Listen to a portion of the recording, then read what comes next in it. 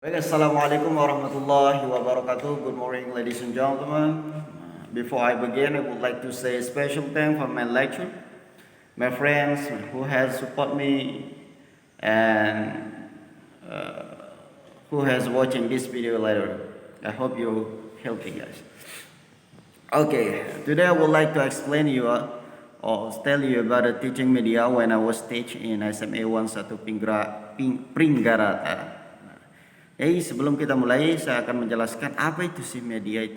Media itu apa sih, gunanya apa sih? Jadi media itu berasal dari bahasa Latin, yaitu artinya medos, yang artinya itu sebuah jembatan atau sebuah alat atau transfer, itu media. Jadi diadopsikan oleh Indonesia menjadi media pembelajaran, suatu alat pembelajaran atau jembatannya antara guru dengan siswa atau mahasiswa. Nah, guru ini jembatannya apa sih untuk mendapatkan atau untuk membuat mahasiswa itu mengerti? Tentu seperti kita lihat LCD. Nah, itu jembatannya. Jadi media pembelajaran, suatu alat atau transfer seorang siswa atau pendidik untuk mengajar. Jadi sebelum saya menjelaskan tentang media pembelajaran yang saya adopsi, jadi alangkah baiknya saya akan menjelaskan tentang pertama-tama saya PLP dan pertama-tama saya masuk di lingkungan dinamika pendidikan di SMA 1 Pringgarata. Jadi di SMA 1 Pringgarata ini, teman-teman, ketika saya masuk, kebanyakan mereka cenderung menggunakan media pembelajaran seperti whiteboard, spidol, and something like that. Not high level medias, teaching media, not high level. Nah, dan di SMA 1 Pringgarata ini cenderung siswanya itu seakan-akan seperti biasa, tidak ada ketertarikan yang membuat siswa itu tertarik untuk belajar. Amin, kita kembali lagi kepada media yang diadopsi oleh pengajar gitu. Jadi menurut saya siswa itu tidak sulit untuk memahami suatu pembelajaran apabila medianya tidak efektif gitu. Kebanyakan juga banyak orang lebih efektif ketika di dalam dunia formal seperti sekolah. Ini kan formal. Nah, namun ketika guru itu masuk di ruang lingkup kelas tersebut, otomatis menggunakan bahasa-bahasa formal. Namun itu yang membuat kebanyakan seorang siswa canggung untuk bertanya. Kadang siswa yang giat belajar atau ingin bertanya tidak jadi bertanya karena takut, alasannya. Kenapa? Bahasanya formal, lingkungannya formal. Jadi saya membuat sebuah teaching media, saya mengadopsi dari sana bagaimana siswa itu bisa mempunyai minat bakat yang tinggi atau minat belajar yang rasa ingin tahunya itu besar gitu. Jadi ketika saya masuk mengajar gitu, media pembelajaran yang saya adopsi ialah media video, media video or audio visual. Jadi di sana saya menggunakan audio atau rekaman atau suara-suara gitu. Karena background saya bahasa Inggris, pendidikan bahasa Inggris, of course I teaching English. Jadi saya menggunakan audio. This subject especially for listening. Nah, saya mengajarkan siswa-siswa itu dengan audio atau lagu. Nah, lagu itu saya cari lagu yang mereka sekiranya suka untuk siswa sebagai loyalitas terhadap pelajaran gitu. Jadi saya menggunakan audio itu kenapa? Karena minat siswa di SMA 1 Pringgarata itu kebanyakan lebih suka menyanyi atau lebih suka guru-guru yang bahasanya bisa dibilang bahasa non formal di dalam kelas. Karena ketika di dalam kelas mereka canggung, mereka takut untuk bertanya. yang awalnya ingin menjawab tidak jadi jawab karena takut salah. Karena ruang lingkup kelasnya formal. Namun saya ubah itu semenarik mungkin agar siswa dapat kita sebagai pengajar atau pendidik bisa pertama-tama kita harus mengambil hati seorang siswa gitu. Psikologis siswa itu seperti apa? Tidak serta-merta kita sebagai guru mengajar lalu pulang, pergi, masuk, keluar kelas, kan tidak. Tapi bagaimana kita seorang guru bisa mencerdaskan siswa itu?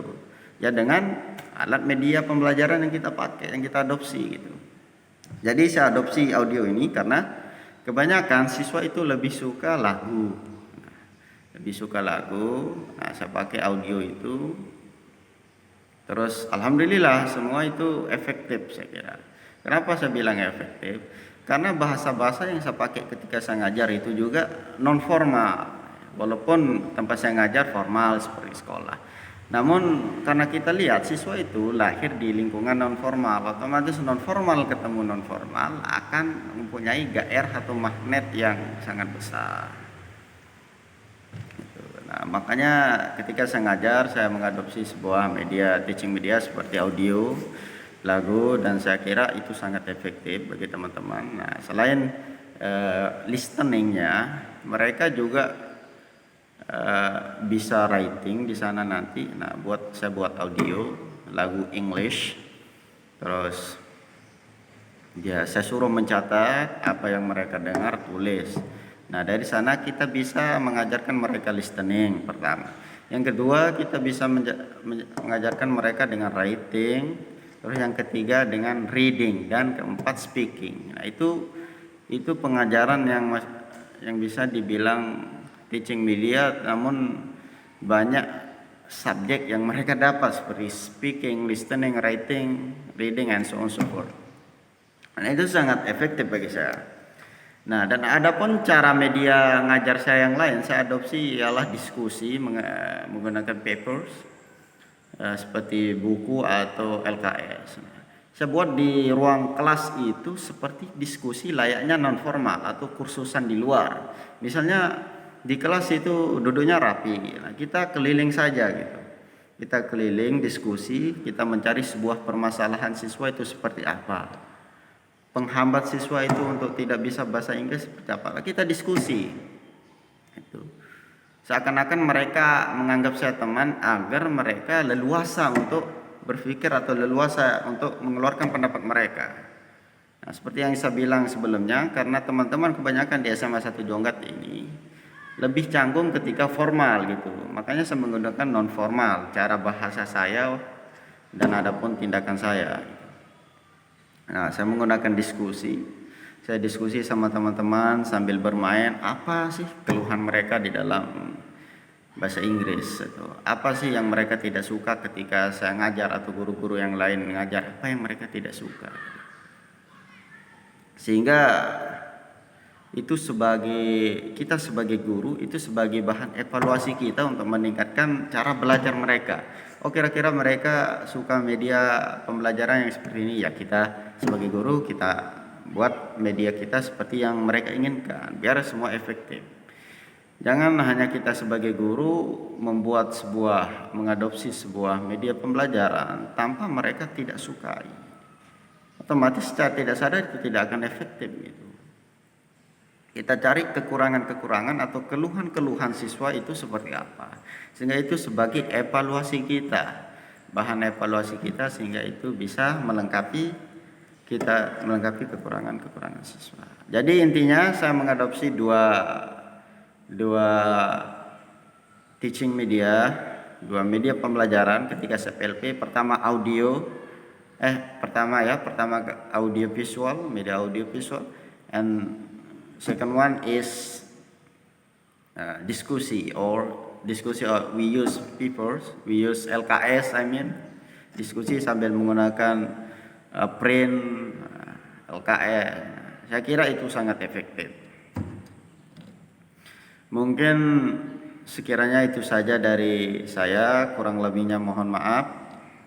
I'm sorry for all my mistake. Thank you Miss, I'm sorry for all my mistake. This is my real life when I was teaching in SMA 1 Pringgarata, because many people here not like formal. Jadi saya terapkan tidak formal. Mungkin sekian dari saya, kurang lebihnya mohon maaf. Wassalamualaikum warahmatullahi wabarakatuh. See you.